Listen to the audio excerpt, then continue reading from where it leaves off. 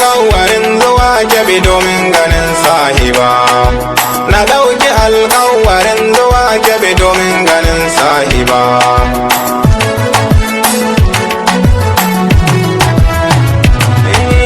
Waƙar da na fara yi a farko ta Mariya Gimbiya.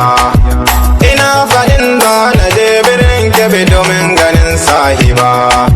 Yau na yi niyyar zuwa birnin Kebbi domin na ga masoyiya. Sai dai ina jin a zuciyata kamar ba zan ganta ba.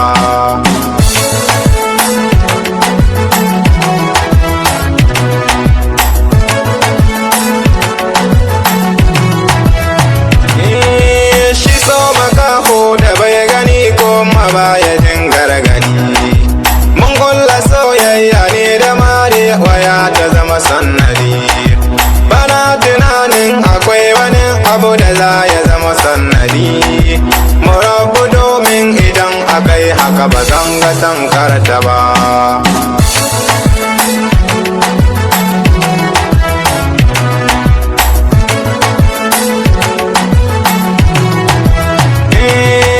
Na san da cewa komai ya farko ƙarshensa kuma za ya zo. Muna waya sai ta ce da ni wai gidansu an ce na zo. Tana buƙatar na zo gidansu na ce da ita za na zo. Ta ce da ni yaushe za ka zo sai na ce da ita nan gaba.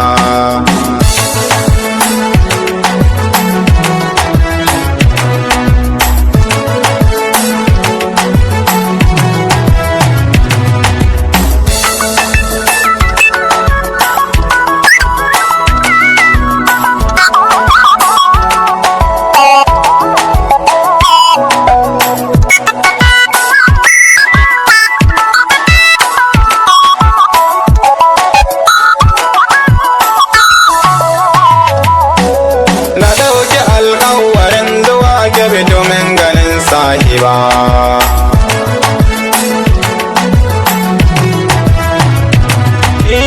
A zuciyata dare da rana ina cikin nazari.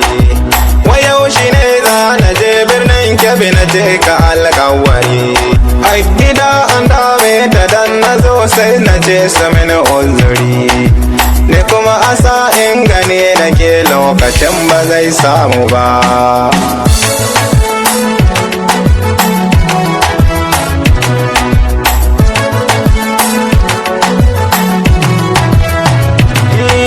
A wata rana da safe na tashi ta turo mini. Na fara jin zantukan mutane abinda suka ce da ni. Wai ba ka sauna da gaske sa'in ka kasa ka faɗa mini.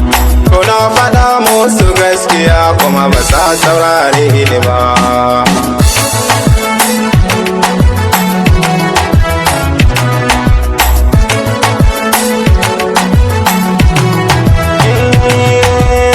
Ta da ni gaskiyar bayanai ba za na cuce ka ba. Ba wai ina takura ka ne idan ka zo kawai haka ba. Sai dan ina jin ka na fadabtar rasa ni ba fargaba. Inda rashin Mariya a duniya ba zai yi in rayu ba.